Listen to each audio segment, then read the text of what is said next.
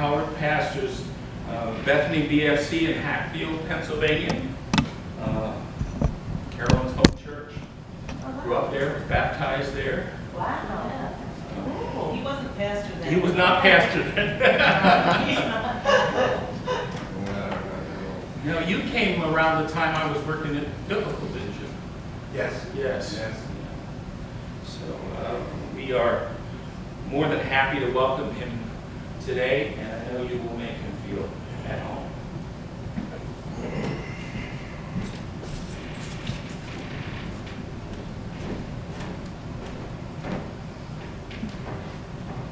So can you hear me?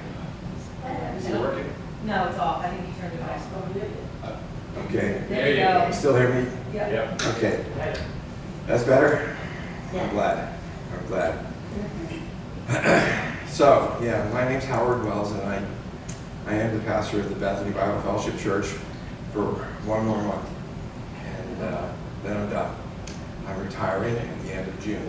And I'm not sure what I'm going to be doing after that, but I'm really glad to be able to preach here, talk with you guys, and let the Lord speak through His Word to you this morning. I was saved as a young kid, about 8 years old. I had lived in Hatfield when I was very young because my parents moved there, and I attended the church I'm pastoring now when I was a little kid. And they talked about the gospel, and the Lord saved me, gave me new life, and later on in my life He began calling me to the ministry, but I got sidetracked. I went off to college, at Bethel College in St. Paul, Minnesota, and I got in trouble. I hung out with the wrong people. I was not being a good student. I wasn't studying. I was failing my courses. Got involved in drugs, and this was the time of the hippie movement, okay, with long hair, bell-bottom pants, and all that kind of stuff. Yeah, that was me. And we lived communally, and it was immoral, it was wrong, sinful, and all those things. But God kept His hand upon me, drew me back to Himself. I was there for more than 5 or 6 years. For 4 of those years, my parents did not hear from me. They didn't know whether I was alive or dead. I didn't write home, didn't call home. My father had originally said at the beginning of those 4 years, he said, well, now that you've been kicked out of school, he said, you can either go in the Army or you can go home and get a job. And I didn't want to do either one of those. So I stayed in Minneapolis, and till I went home for my parents' 25th anniversary. They were surprised to see me, not altogether happy to see me, but they were surprised. My mother was happy. My dad, he was a little bit annoyed. No, a lot annoyed. A lot annoyed. And while I was at home, I looked up my high school sweetheart. Her name is Mita. And we got together, and eventually we got married. And she has been my wife now for a long, long time, since 1971. Yeah. She would be here today, except that she and I are taking care of my 94-year-old mother. She'll be 95 in July. And she did not have a good morning this morning. And when my mother doesn't have a good morning, she tends to get a little confused. And if one of us isn't there, then it becomes a problem. So Mita stayed home and sent me off to come and speak to you. And I'm very happy to be able to share with you from the gospel. But I'm not going to use the gospel of Matthew where we read. Actually, we're going to be taking our lesson from the book of 1 Samuel. 1 Samuel. I happen to love the life of David, King David. This is a story that's taken out of his life before he became king. He had been anointed as king by Samuel, but he had not yet become the king. Who was king before David? Do you remember? King Saul. He was the first king of Israel. How good was he? Yeah, he was good for the beginning, right? But then he got worse and worse because King Saul was more about what other people thought about him than what God thought about him. And so he did a lot of things that would please men, but ended up being disobedient to God. And so God rejected him. And he anointed David to be his successor. But there's a long period of time between that anointing and David actually becoming king of Israel. And during that time period, Saul was aware of the fact that his son Jonathan was not going to become king, and so he did his best to get rid of David. Hard thing to do. David was very popular. David was a general in his armies, and he had so many successes that people were really quite caught up with him. But Saul chased him out and threatened to kill him, and David was on the run for quite a long time. Saul coming after him with his army, trying to trap him here and there, but God kept giving him the outs so he could get away. After those kinds of things were going on, during those kinds of things going on, David had an experience which I think is really helpful for us to understand a lot about passion. We hear a lot these days about being passionate. If you're going to be a good Christian, you want to be a passionate Christian. If you're going to be having a good job, be passionate about your job. If you're going to do anything, do it well. Of course, that's good advice. But sometimes passion out of control can bring a whole lot of trouble. And this is a situation in which David was about to get into a whole lot of trouble. I'm going to read you a story. I'm going to read straight through. I love it when people read me a story. Rita, my wife, reads to me at times. I really enjoy being read to, so I hope you do too. All right, so here we go. Now Samuel died, and all Israel assembled and mourned for him, and they buried him at his home in Ramah. That's 1 Samuel chapter 25, verse 1. What does that have to do with David and Abigail? That'll be a question we'll answer in a minute, all right?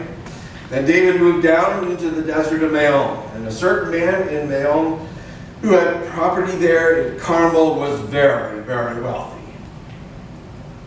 He had 1,000 goats and 3,000 sheep, which he sheared at Carmel. His name was Nabal. His wife's name was Abigail.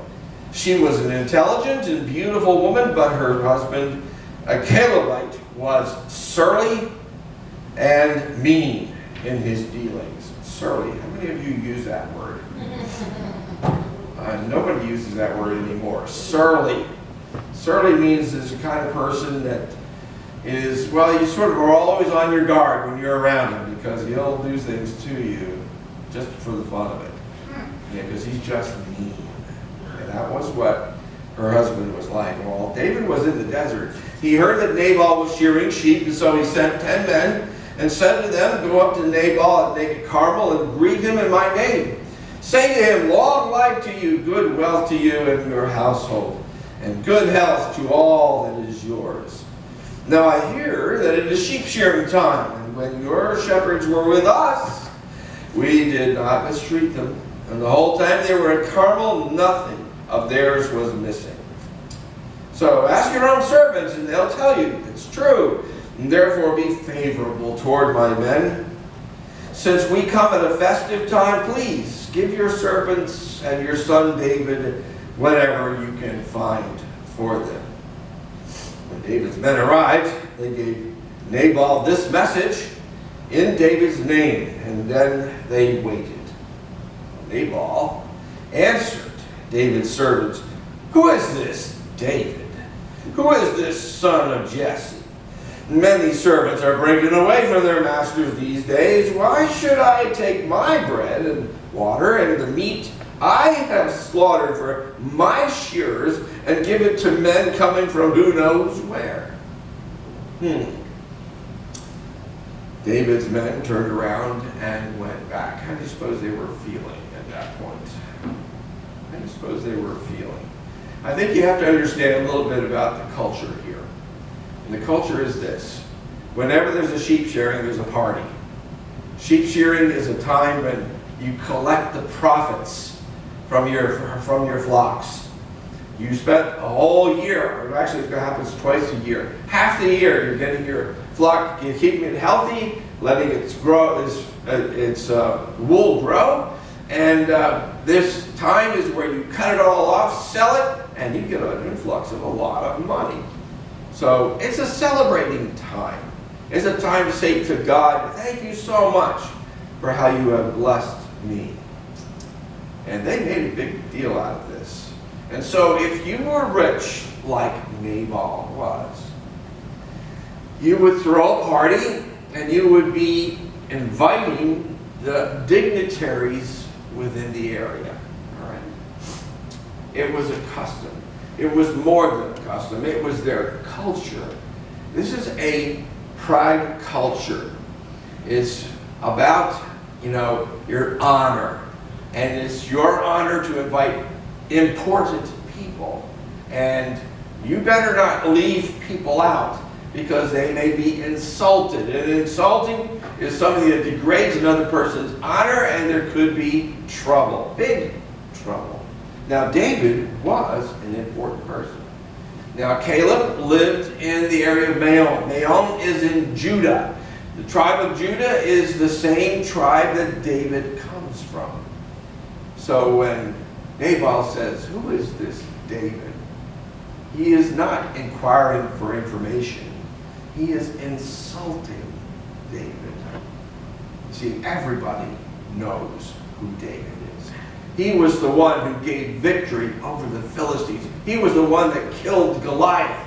He is the one that everybody says, Saul has killed his thousands. David has killed his 10,000s. There isn't anybody in this area of Israel who doesn't know who David is.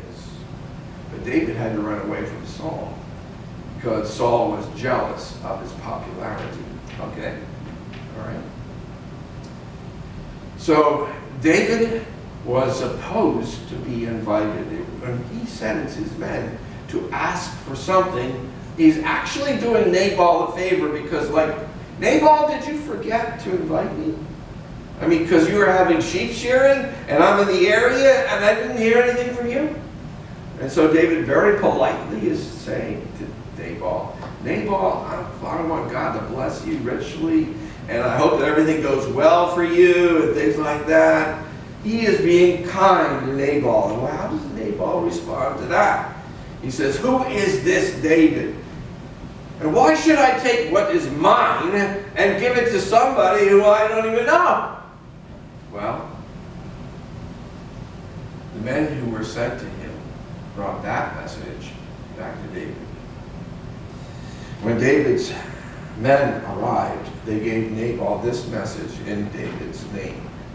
And then they waited. Nabal says, who is this David? And then in verse 12, David's men turned around and they went back. And when they arrived, they reported every word.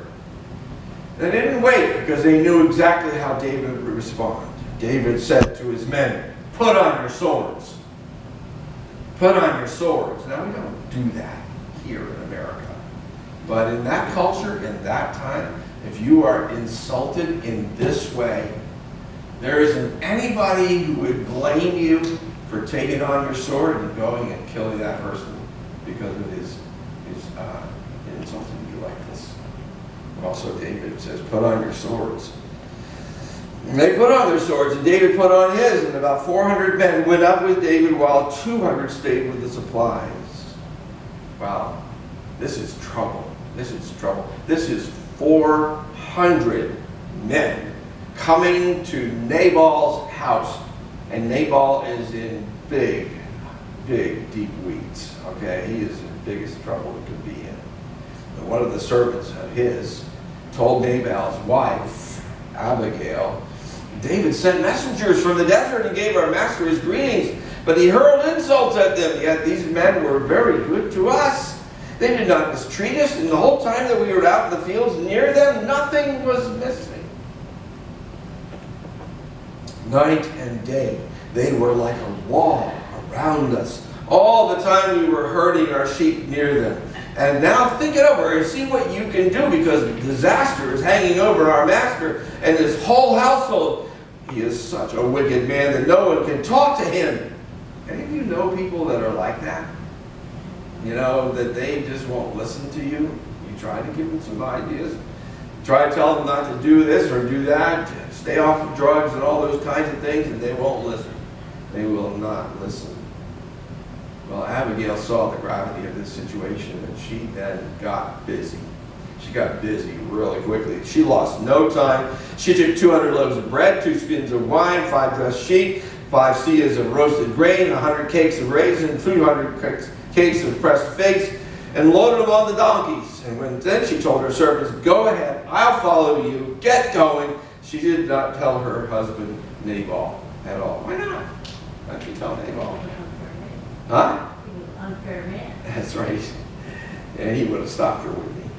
Wouldn't he? I mean, he was selfish.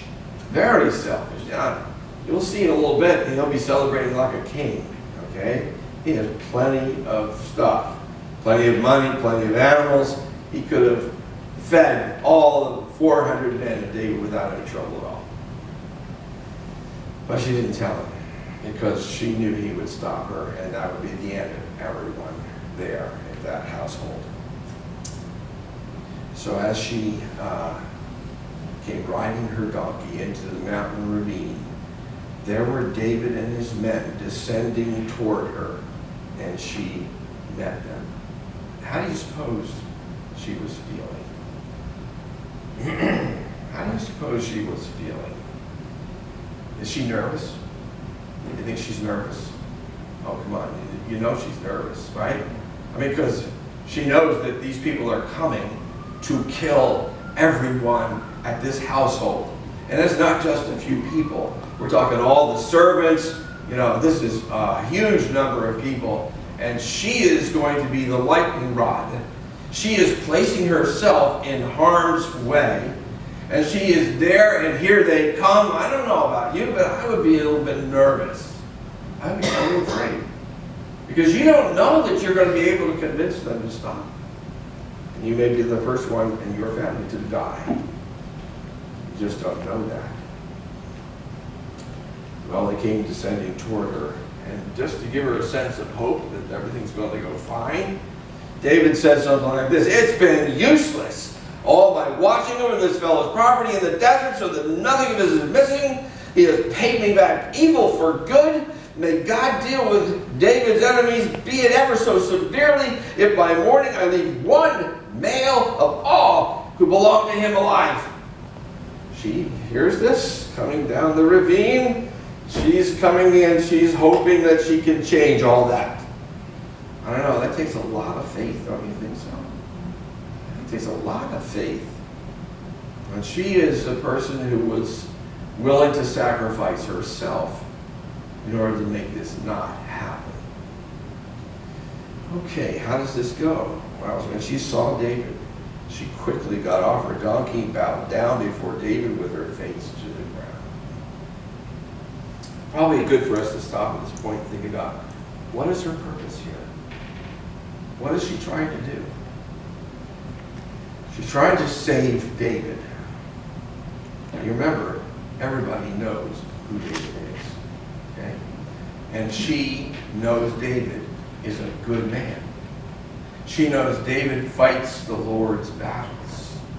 She knows that he is in trouble because he has been insulted, and he's behaving like people in that culture behave when they are insulted. And she knows that he will sin in killing these people, including herself. She's trying to save him from doing that. She is trying to save her husband. Her husband is going to die for the thing that he did to David. She's coming to save him. Did you notice I did not say she was coming to save herself? You'll see that when you see what she says here in this situation. When she saw him, she got off her donkey, bowed down before David with her face to the ground. She is a rich woman. She bows to no no one. She has so many people who look up to her because of how rich she is. Then for her to turn around and bow with her face to the ground, she is really humbling herself. Now, as I talk to you about this, I'm sure there have been times in your lives when somebody may have come to you, or you have needed to come to them, and you need to say something to them to stop them from what they are doing. You know it's going to be harmful for them in their lives. How do you do that? Well, the first thing you do is you come humbly. If you want to make somebody change what they're going to do, and they have to listen to you, you must convince them that you have their best interest at heart.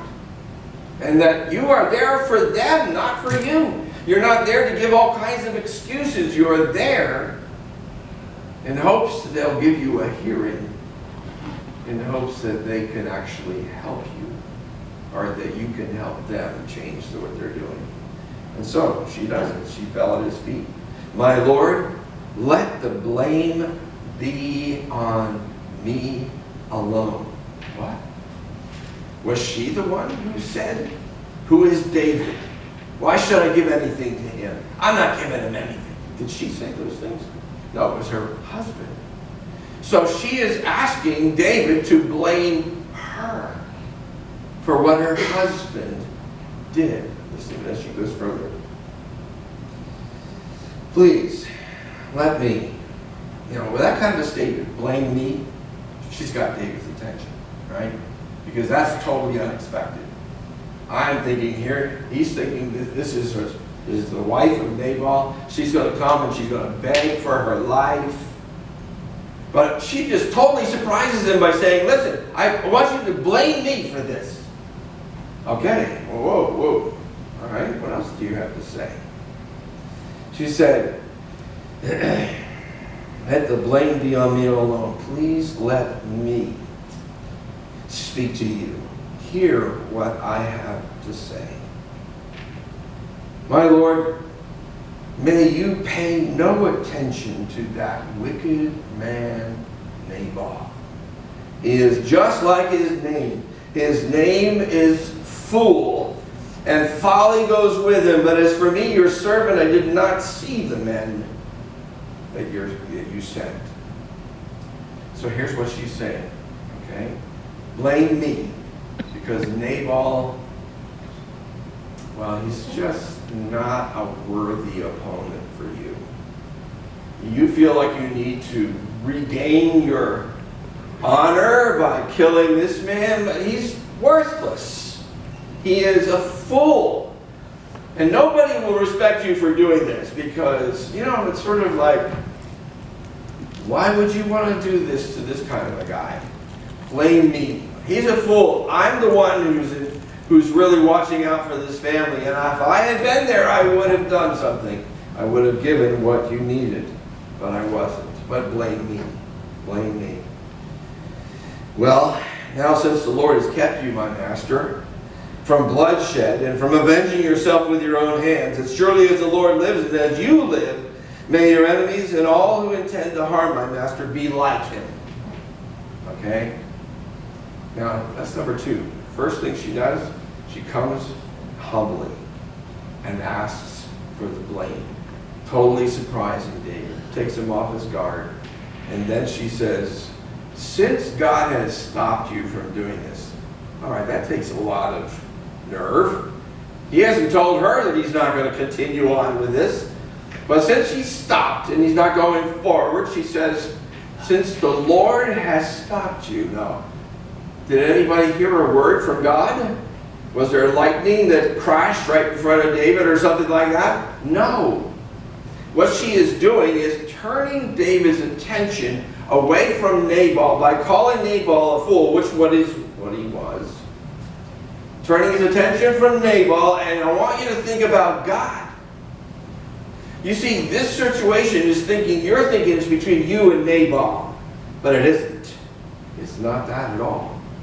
Nabal isn't your enemy. We tend, when we get angry about something, when we're insulted, we want to get even. That one person, it becomes the real focus of our attention. And all we can think about is what they said and what they did and how I want to make them pay for it. And she says, no, you don't want to be thinking about that. Set that aside. He's not worthy of your attention. Think about this. God has just stopped you. I want you to understand that we're not, just the two of us are not here. And not just the two of us plus your 400 men. But God is present here. God is present, and you need to remember that. So now that God has stopped you, my master, from bloodshed, you don't need to worry about your enemies, and least of all Nabal, because God is going to take care of you.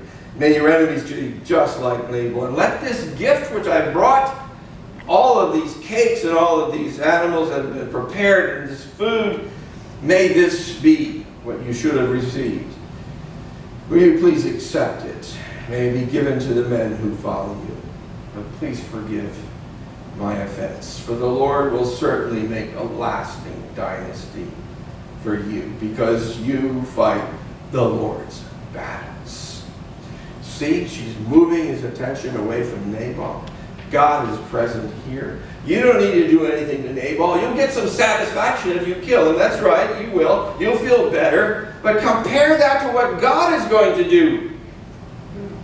God is going to make you the king of Israel. And this is peanuts compared to what God is doing. You need the big perspective here.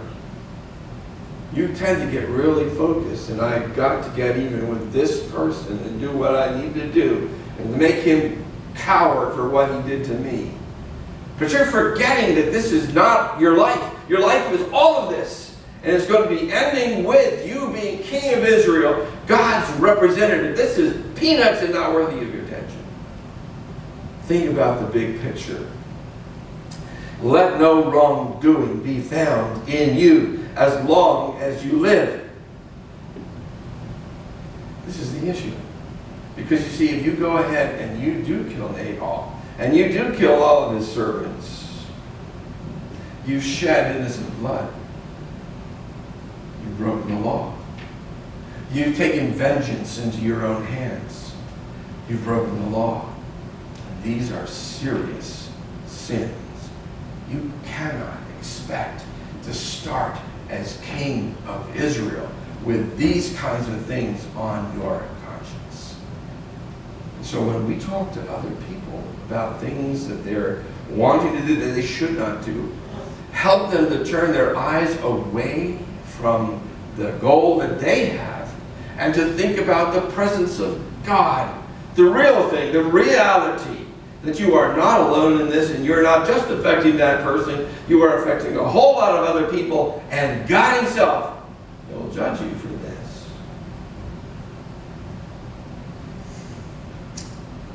So let no wrongdoing be found in you as long as you live. You don't have to worry. Even though someone is pursuing you to take your life will be gone securely in the bundle of living with God.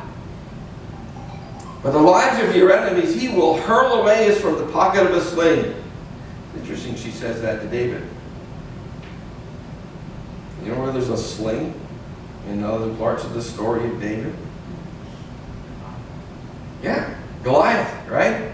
And what happened to Goliath as a result of the sling? Yeah, he died, didn't he? God delivered David with the sling. And he's calling David's memory and saying, David, don't worry about your enemies. Weren't you there when you took the sling and you killed the giant?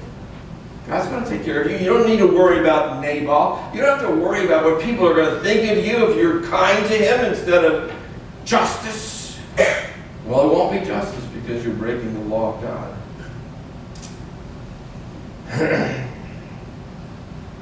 When the Lord has done for you every good thing he promised concerning you, and he has appointed you leader over Israel, you, my master, will not have on your conscience the staggering burden of needless bloodshed and of having avenged yourself.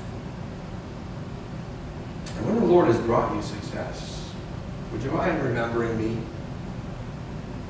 So she starts this whole conversation falling on her face,